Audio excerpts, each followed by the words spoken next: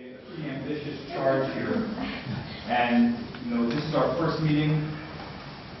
Some of us know each other well, some of us have never met others in this group, and I think one of the things we need to do if we are to speak truth to power, we are to ensure that we act as the Human Rights Commission that made Tom Potter proud, because we have to figure out how we're going to focus and what our core values are going to be. And I believe that to begin that, we need to begin to know each other. And so one of the ways I think we can do that is by beginning this meeting with an introduction where we all take a minute or two just talking about who we are, what brought us here, why we as private citizens are interested in volunteering our time to help be part of the Human Rights Commission, and what we hope to achieve out of this. And do all that in about 3 minutes. And I guess I'll kick it off just because I can. So I'll tell you a little about why it is that I think this is such an important group and what brings me personally to be passionate about human rights in the city of Portland. I'm Jewish. I grew up in Miami Beach, Florida. At the time I was growing up there in the 60s and early 70s, I saw some things that are really deeply disturbing to me. In my elementary school, there were side-by-side water fountains where there were no longer, at the time I was a kid, signs there, but there were marks where the signs were, and we discovered as kids that they said colored in whites, and that's the reality of the school just a few years before I was there. Also, at the time I was growing up in Miami Beach, it was a place that had tremendous demographic changes. When I was a kid, it was becoming largely Jewish. Before that, Jews were excluded, and there were places, there was a private club in particular on the beach that had signs in my childhood that said no Jews, blacks, or dogs. Mind-boggling at this point with Barack Obama as president. This is not that long ago. And I know as a Jew, it's always been very apparent to me that tolerance and understanding of each other is absolutely essential, because when it doesn't happen, truly horrifying things can occur in this world. I've been personally very passionate about issues around human rights. During my life, when I was in college, I founded a chapter of Amnesty International at my college and got very involved and actually led the creation of an urgent action, which is where everyone focuses on something that wound up getting the leading dissident in South Korea free, who eventually became the president there, Kim Dae-jung. So that was something that was very empowering, where I saw that people coming together around human rights could actually make a really big difference. Also, as an attorney, I practiced law for a number of years before I came here.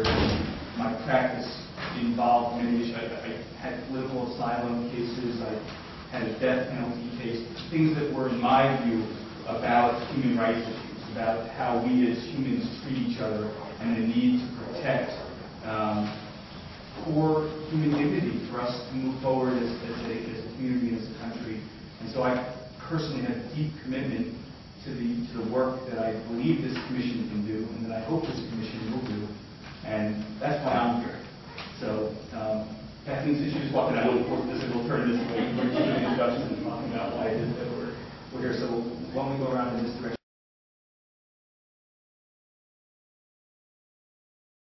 The journey that brought me here has been quite long, so I'm trying to think of what are the most salient features to pull out. But I think that being paralyzed at 18, which by a man who had had too much to drink and chose to drive, was really kind of a seminal incident in my life that propelled me into an interest in the criminal justice system.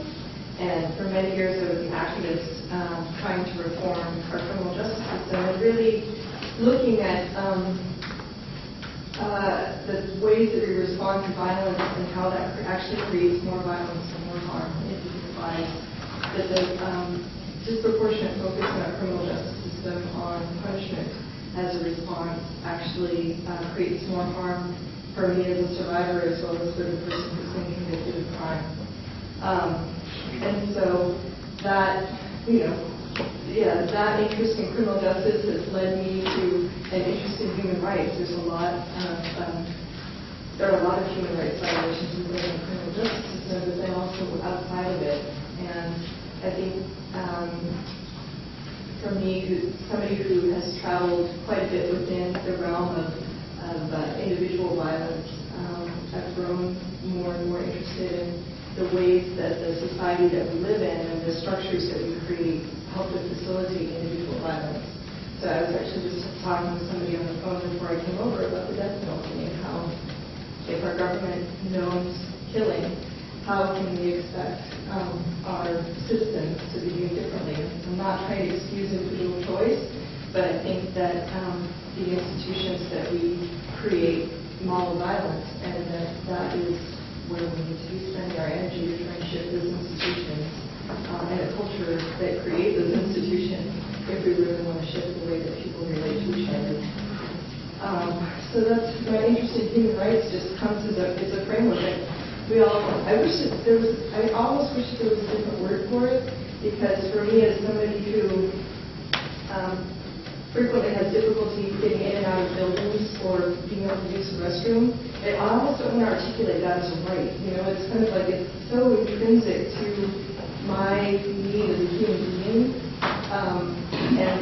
And for me, that's what the Declaration of Human Rights is trying to get at, is what are the most basic intrinsic things that all of us need in order to be able to live in the world.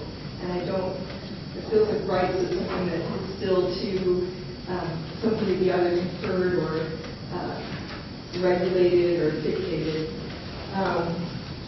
But it seems to be the best thing that we have right now in order to be able to articulate what a better world would look like, and a less violent world, and ultimately a world where people weren't harming each other. And so that's, in a nutshell, where my interest comes from.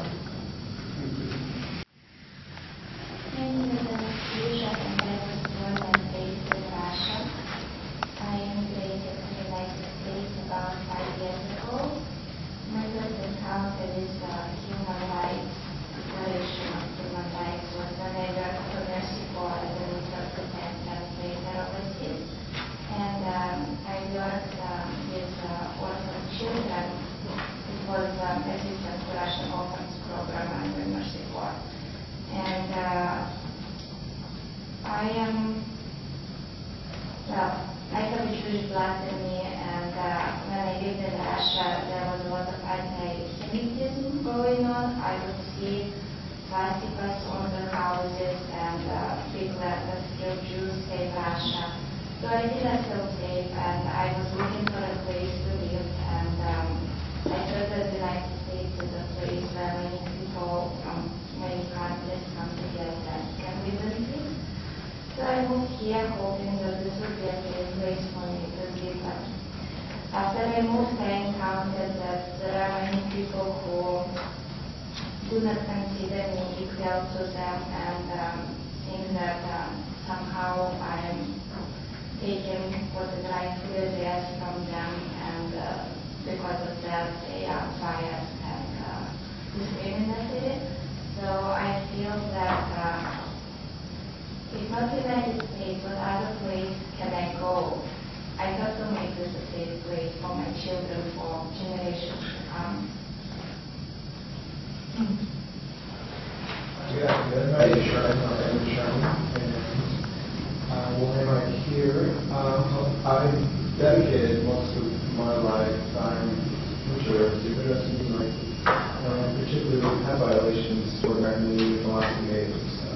Was the National Child Welfare Association, and that is pretty much at the core of our mission, is ensuring the well-being of American Indian children and families. So it's just tackling this issue on a local level is very important to do it from our heart.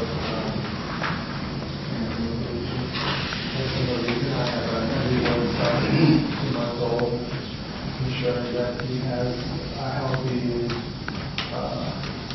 sustainable environment that respects diversity, his historic lineage, and addresses some of those historic traumas as well. So not forgetting where we come from, but using that as a guide for where we're going. So I'm really excited to be here, and it's an honor to serve this meeting with all of you. Good afternoon, everybody. My name is Monica Bryan.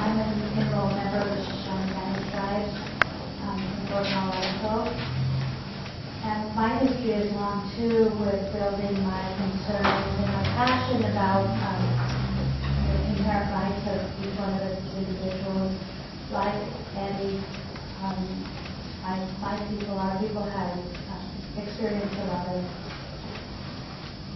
hardships and heartaches with our ancestors, and the effects of that are still with our families today and are probably going to be with us for generations still to come before that healing can, not completely, because it never will completely be removed, but at a place that we are walking in wellness and not with such a high rate of disparity and poverty and circumstances that surround incidents with the Native community.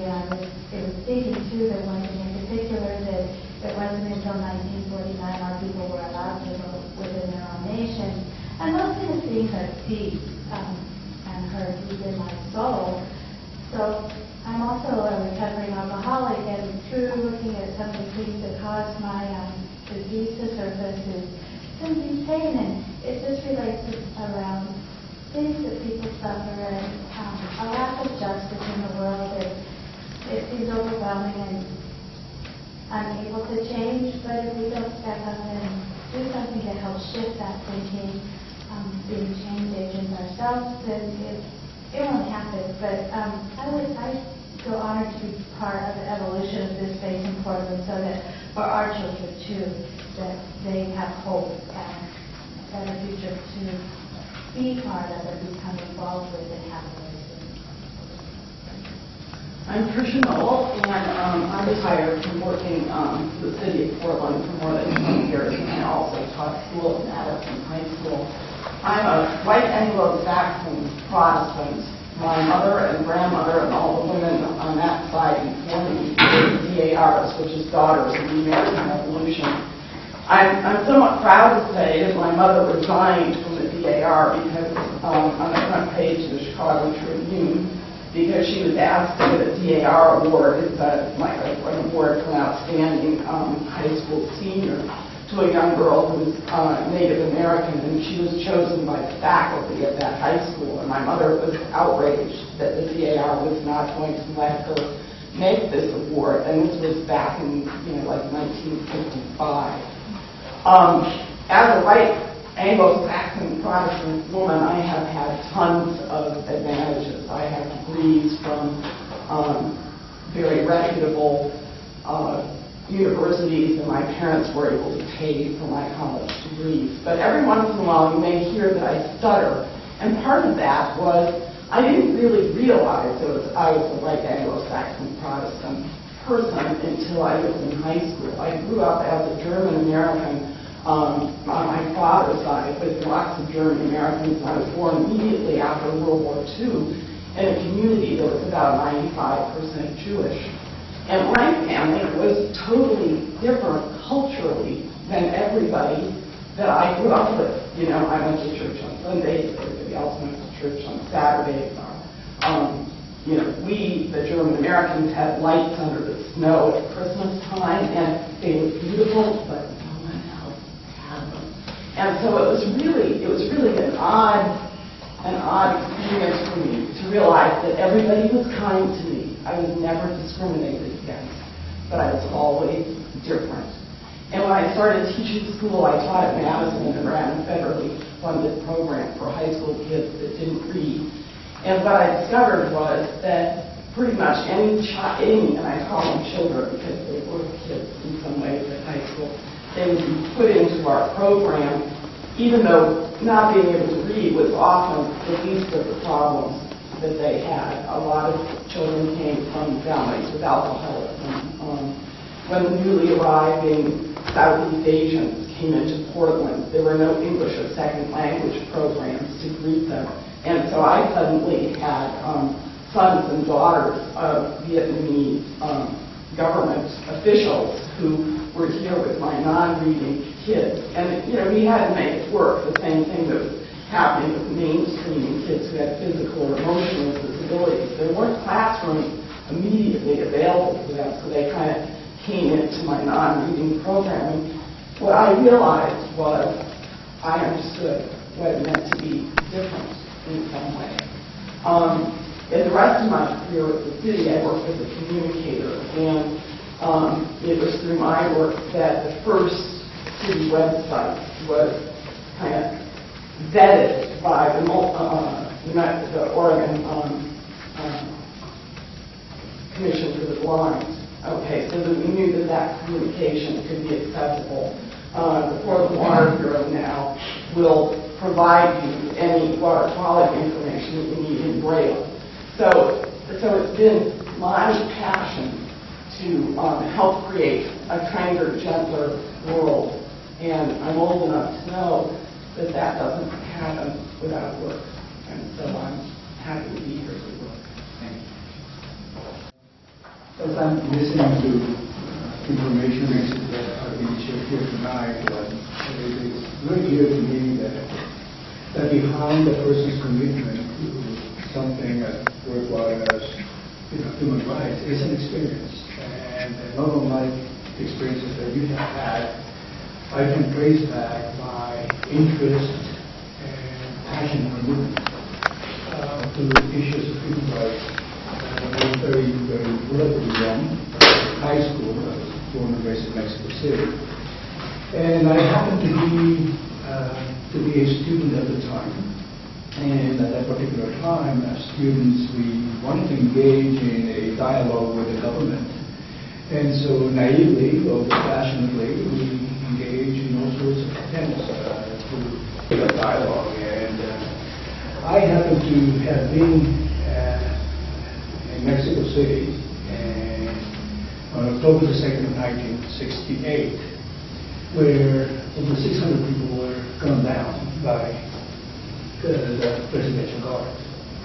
And it is out of that experience that ultimately a couple of things happened. One of them is, in order for me to be able to hang on to my dignity, in order for me to be able to hang on to a sense of humanity, I had to deconstruct myself and then construct myself again. Something that I could not have done if I had stayed there, because, as I mentioned before, my dignity was taken away. But I had my life. So when the opportunity presented itself for me to go elsewhere and reconstruct the person, that's what prompted me to come to the United States. And so ever since I arrived to this country, I began this process of not only re-examining and trying to let go of some of that, the misery instigated by men in uniform. And at the same time, beginning to appreciate that it is possible, and we witnessed that night, by the way, quite clearly, but it is possible for people to actually instigate and propel change. And so my commitment to human rights have been through my involvement in issues of discrimination and racism. And it is through that connection that not only I have been able to regain an identity that I'm very comfortable with and proud of, but that has enabled me to join others who have that frame of reference that enable them to ultimately look at something and determine whether or not that is right or wrong. And so I am here voluntarily. I am very, very pleased that I was given the opportunity to serve in this capacity. And I am of the conviction as well that this is a forum through which we can remind Portland and those who come and visit and pray and party Portland that it's all about each other's humanities, and for us to be able to remember we can see ourselves reflected in one another, but we have to work on that. And so I'm very much looking forward to working with all of you and finding ways on how to hold community peoples accountable, organizations accountable, and ourselves accountable. So thank you for the opportunity. Thank you, Maria. Well, my name is Everett Rice. It's humbling to listen to all the stories of the individuals at this table. And I echo your thoughts that it's an honor to be with everyone here. I grew up in small town Arkansas. I was the son of a Jamaican immigrant and a lovely lady who was born in Arkansas. And my story is that Being born in the 50s in Arkansas, you got a chance to see life in a southern vein that puts an indelible mark in your heart and your mind as to your fellow man. I saw some of the best of mankind, but I also saw some of the worst of mankind. One of my earliest memories is the fact that men in uniform enforcing a law called segregation and Jim Crow at Central High School in Little Rock, Arkansas. And a very balancing part of that is that other men in uniform actually coming into Little Rock, Arkansas in the form of the 101st Airborne Division being sent here by President Eisenhower to enforce the rulings of the Supreme Court. So it was kind of funny at a young age. I enjoyed seeing men in uniforms carry big guns. And it's amazing how a young mind looks at things very differently until many years later appreciate the significance of that. I was in a generation of young African American males and females who had an opportunity to be able to excel, to attend college, to do things that my grandparents never would have. Sorry. Forgive me. You think back sometimes about the things that your grandparents didn't get a chance to see. I think about last night. It's a very historic moment for this country, for families, for individuals, for a little boy growing up in Arkansas, whose society would have written off, whose society would have said he was spending the rest of his life in prison. I was very blessed to have a family who encouraged me to succeed, who encouraged me to be a storyteller, who encouraged me that if you think you can tell a story better than that person on TV, do it. As a result, I became a journalist. I was a journalist for 18 years, being blessed to rise to be the News and Public Affairs Director of a TV station in Memphis, Tennessee. Got burned out, but I still enjoyed doing it. And coming to Oregon and finding a city and state that I love and appreciated. But it's kind of funny, the first week I was in the city of Portland, I hadn't been called the N-word in many, many years. And within 2 days of being in Portland, I managed to be in a situation where I was called the N-word.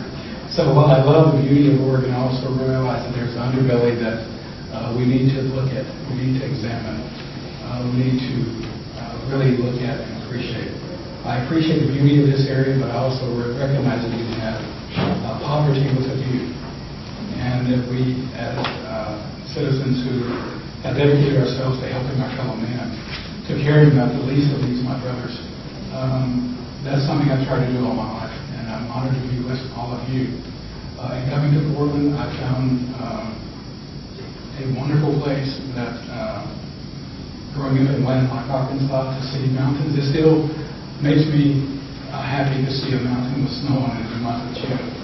I tell people never take that for granted.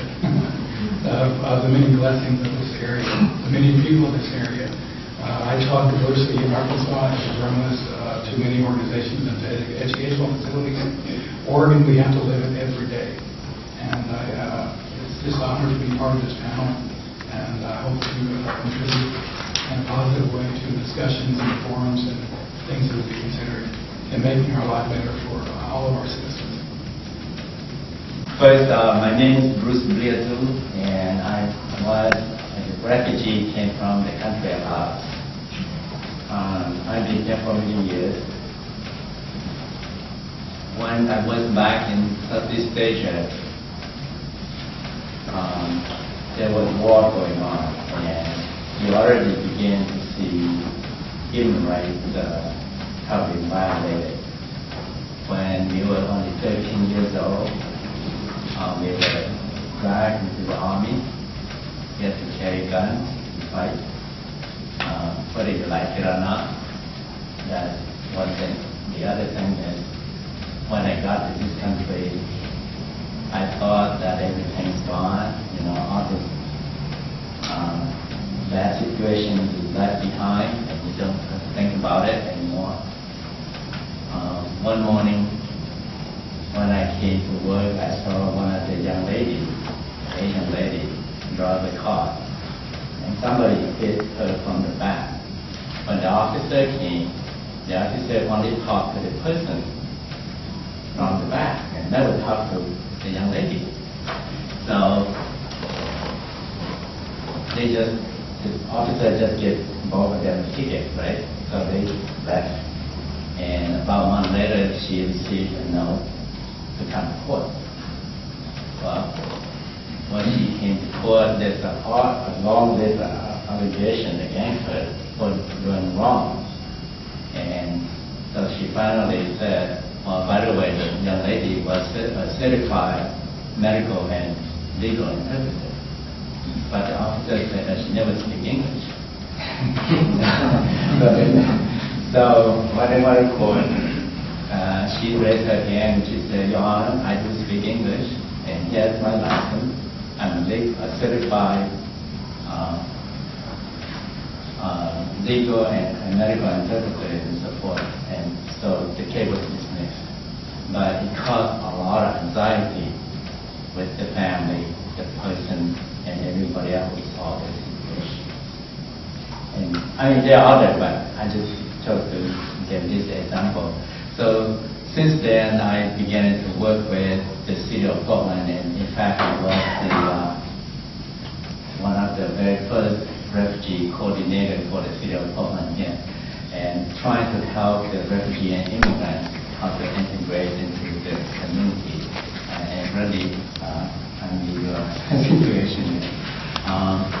Anyway, from that experience, I thought since I have the opportunity to integrate myself into the system a little bit better than some of my colleagues and my friends and relatives and so forth, I would like very much to contribute that into this commission here in the hope that we can help the community at large to understand the cost of the income of this country. Thank you. My name's Malloy Good. I'm going to do this a bit differently. I'm going to start with present day and maybe work back a little bit. Civil rights organization that we seek to try and eradicate illegal housing discrimination all throughout Oregon and Clark County, Washington. And so I come here, and I come to this commission with the perspective of somebody who every day, well, not so much now, but almost every day, I talk to somebody who feels that they have been treated discriminatorily in a housing transaction. So I can tell you that these issues that we're dealing with, and all of you know this, but it's very real, and people are living with it day to day and suffering the effects. And so when I heard about the opportunity to be involved in trying to set policy for the city of Portland to try and address these at a more global level, I felt that it was imperative to try and do that. I've been doing this work in civil rights for about 5 years. Before that, I was a legal aid attorney in McMinnville, Oregon, where I dealt with low-income clients, primarily, again, with their housing issues. So, I saw the effects of poverty, I saw the effects of all of the various social ills that go on, and how that gets played out, and how a very simple thing like somebody's house can be threatened so easily and with seemingly very little concern or care. I'm the son of an Indian immigrant and a white Anglo-Saxon Protestant. I grew up in Clark County, Washington, which is, at the time was very predominantly white, and my town was also very predominantly white. So within about 5 years of being alive, I was called the N-word on more than one occasion, which was something I never quite put together. And just like, you people don't really understand. But I grew up there. I had a very fortunate childhood, and but the two events I can think of in my teenage years that really solidified my desire to do this type of work and to help in this type of an organization was, one, the brutal and savage beating death of Mulugeta Surratt here in Portland. That, as a young man who lived in a community that definitely identified me as not white, and seeing that happen in the city of Portland was very, very alarming. Second event, which for like a little more global context, was the tragic massacre at Tiananmen Square. and the news of that one man standing in front of those tanks. And, it was something that had been building for a while in me, but I knew, watching those events and experiencing those events, that this was something that I needed, I felt compelled to be part of. And so that is why I'm here, and why I hope to help make us as successful as possible. Retired minister of the United Church of Christ. I have 2 children in high school, so you can imagine what my retirement's all about. I'm here in Portland because my spouse and partner, my wife, took a position here in the city, and I had to follow her. That was around 13 years ago. I left Los Angeles screaming and shouting because LA is without a doubt the most cosmopolitan, multiracial, multicultural city in the entire world. And I loved it. And I came to Portland where in about 2 weeks I found myself in situations in which I was integrating the different meetings that I was part of. I guess I was at the wrong meeting. That was the reality that just stunned me. Thank God it's changed in those years. But the reason I'm here around this table is because my mother only slapped me once in my entire life. Only once. I accompanied her as a young boy to a bank, and she was trying to communicate to the people there about some financial stuff that she wanted to. They couldn't understand her, and she couldn't make herself understood. And the man got very frustrated with her and called her the W word and the M word and any other word that he could think of to denigrate my mother. I immediately came to her defense and uttered some words that I had heard from my friends in the neighborhood. The next thing I felt was a slap across my face.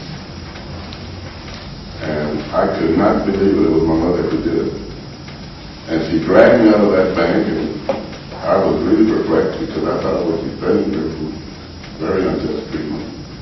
And she told me, "You do not treat a human being like you did that person." And I couldn't understand that.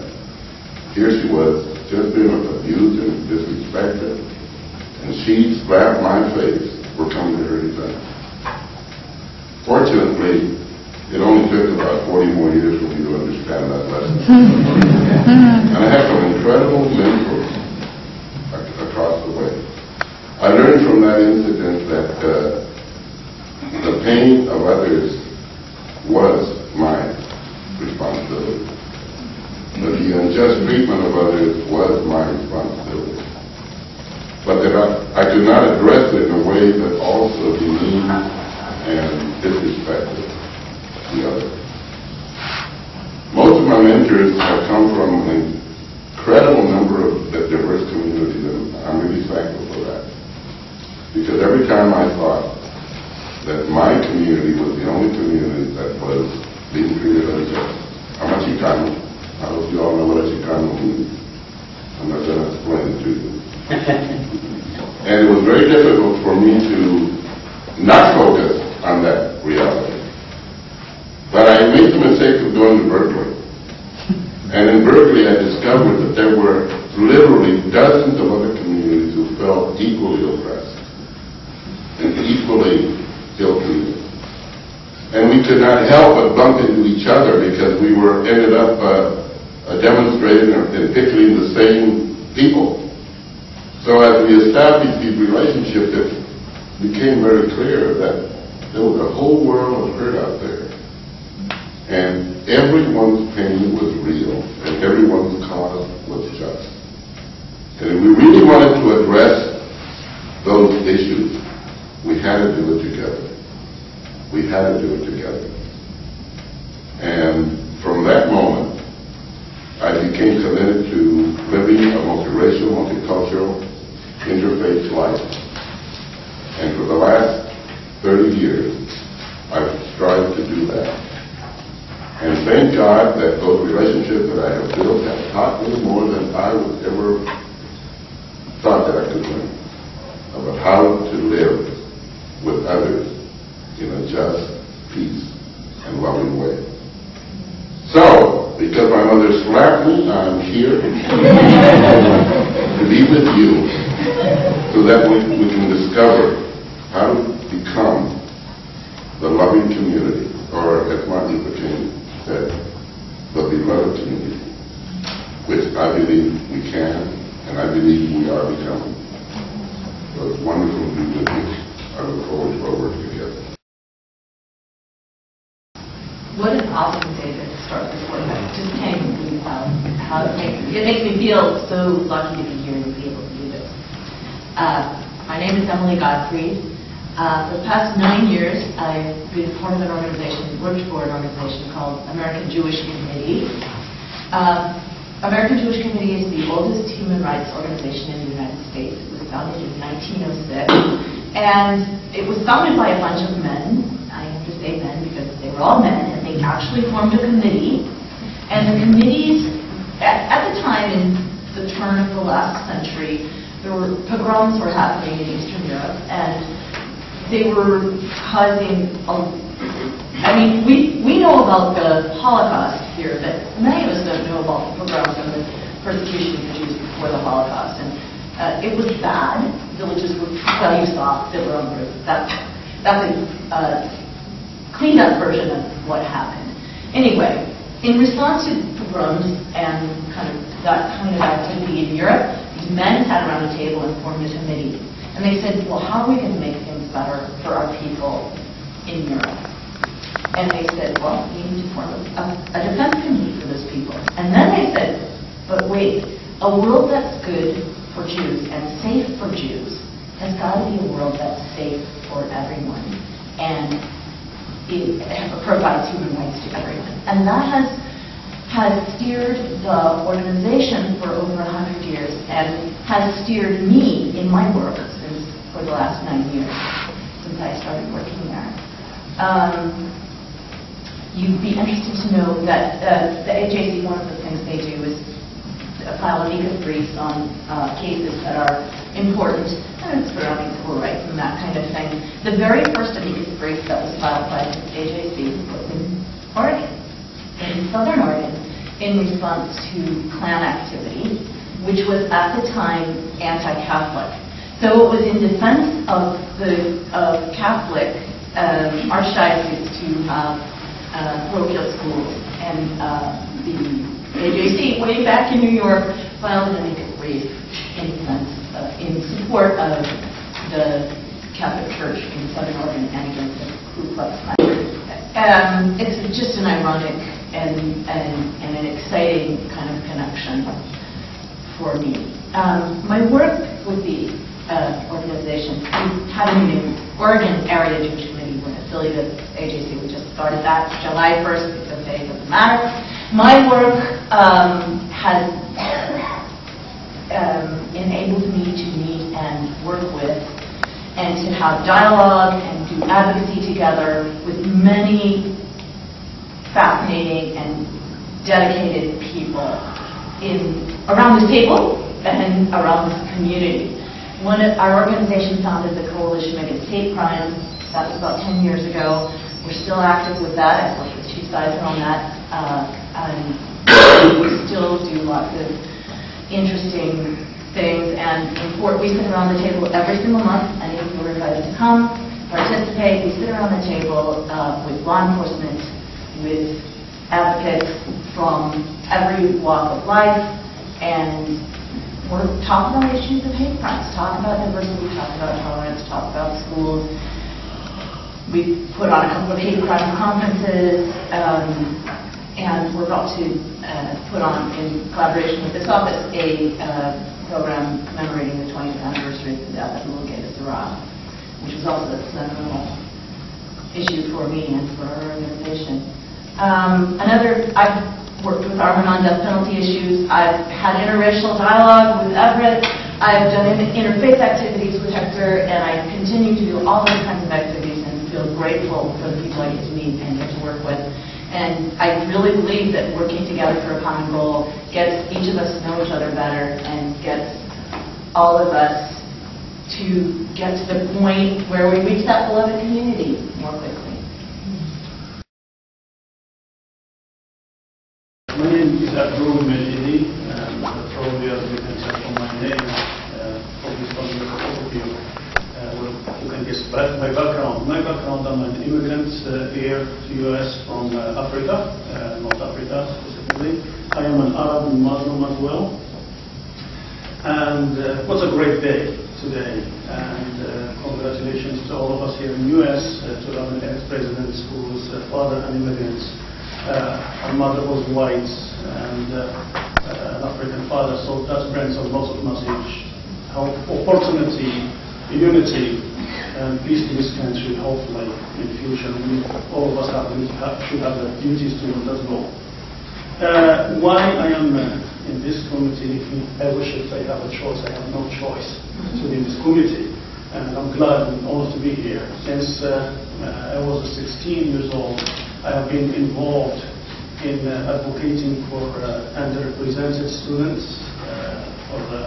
from different backgrounds, and mostly from people who are unfortunate in income, low income.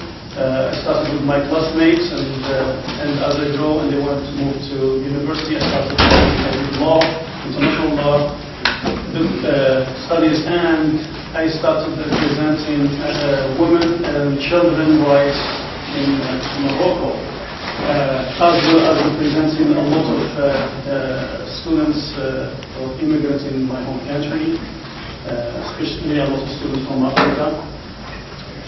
Then I said probably I need to relax a little bit and take it easy and come to US for further education, because when I was in overseas I heard about this wonderful country of opportunity, of peace, of freedom, of equality, of fairness. It is true. I will tell you right now, from my experiences traveling around the world, dealing with human rights internationally, that every country there is violation of civil rights, of human rights, of the law, by politicians. There is disappearances, even there is a lot of victims, including here in the U.S. So no country in the world is free of that. So actually, I came to U.S. and I became involved. I said, pay attention to my studies, but I ended up involved in the area where I was with a lot of international students and families' rights. So I became their representative and helping them actually as volunteer, helping the university, training, actually helping training and helping law enforcement from police to chief to law enforcement within the university. I did advocacy, etc. Then I ended up as the Commissioner for Human Rights in Washington State. So I have years and years. So when I came to Portland, guess what? The first thing I did, and they shared this with me, as the first thing I did, they asked, I went to the city hall, they said, do you have any commission that deals with civil or human rights? I heard no. I went to Gresham and asked, do you have any committee that deals with civil or human rights? No. So I said, what? And when Gresham made a proposal, I said, think about starting one. So I came to Portland and said, what about starting one? So from that day, actually, I have been helping a lot of people, either students or immigrants or minorities, around legal issues or advices and support around immigration issues, as well as taking it a task on myself individually at no cost to anybody, and they take risk with me because that's my responsibility in this world as a citizen of this world. So that's where I ended up here, and I was really honored and happy that I was selected to be part of this committee. And I honestly, as I around the world, is Human Rights Commission and members like ourselves that need to be proud, needed in every community, even there is no discrimination or free of discrimination on issues like that. Because Human Rights Commission for me is also about education, support, training, etc. So one thing I will tell you is a lot of work ahead of us, and I am really honored and ready for it. And thank you for having me here, and wonderful to be with you this afternoon, tonight. I think I have the two most important jobs in the world. I'm a teacher, and I'm also a mother.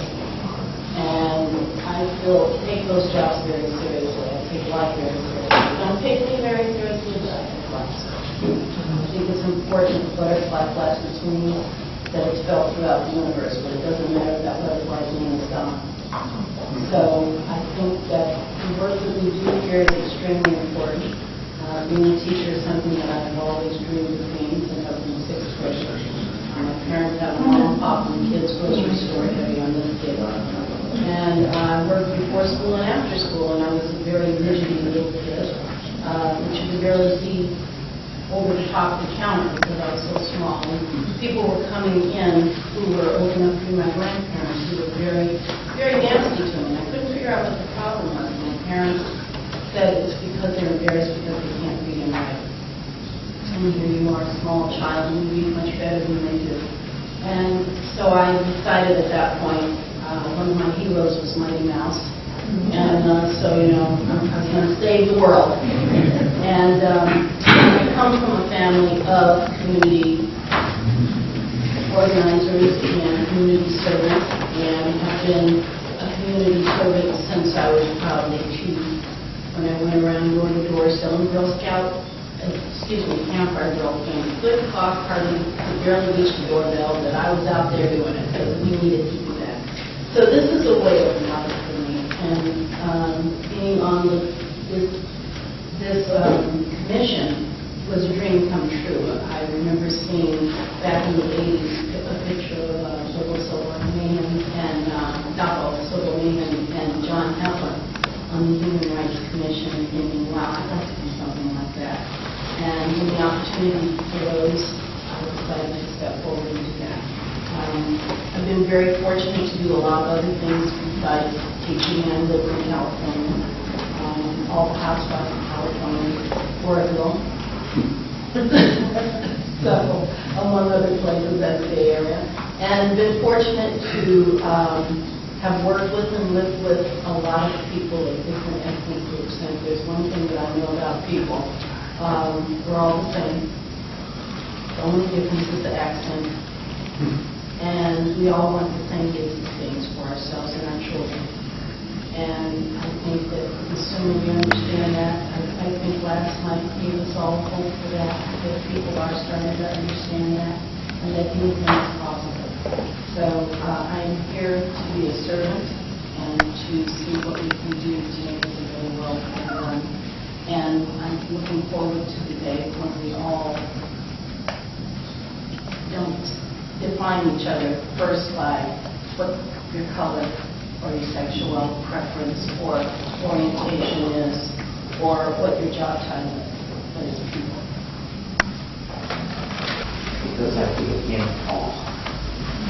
I feel with Paul. And I've been close to tears already. I was born in 1940, so I remember World War II. And my father coming home and he asked me how many people he had killed. And his response was to ask me if I thought he should kill me. And I tried to say no. It's one of the earliest and best lessons that I learned. He made the people who were fighting in World War II. And so all the indoctrination and the pictures and the name calling, I had a question about what did all that mean. Fast forward 1948, and Nashville, Tennessee, riding the back of the bus, wondering what does this mean? Why is this like this? Going to the west side of Chicago in 1955 to the Fairfax High School, stepping across a janitor who is scrubbing the front step that says no niggers, and walking into the school. And he said, go to school, go to school. Holding my first facilitated discussion on race at that school with white and black students. I got permission from the teacher to do that. Anybody who wants to could. Everybody stayed with one. And we talked about race and what it meant in Chicago on the west side in 1955 and 56. In 1957, one of my classmates was murdered on the south side of Chicago, Paul King Hammers. He was a black kid, killed by white. Guys who never spent all the major events, they're not even the little things that you encounter on a daily basis that have helped to shape me and to help me raise the question over and over again. What is this we're doing? What are we doing? How do we do it better? How do we do it differently? And last night, for the past several weeks, I thought, how do we do it differently? Number one is good manners helps a lot. But taking the high road, refusing to succumb to the messages that we get about the other, and looking for that place where we meet. I am here because I believe that one of the ways to change the world is to change systems in this whole level, change systems. But I'm also here because I believe that introspection is an important piece of that. And what I get from people around me is the opportunity to look at myself in the light of them, in their eyes, to learn over and over and over again who it is I am and who it is I want to be. A great veil of cynicism left me last night. Not just because of the election of Barack Obama. I listened to John McCain. And this man decided he was going to be a human being for whatever reason. He was like, this was real, it was fun, and it was clear that he believed in something different, bigger than what he'd been acting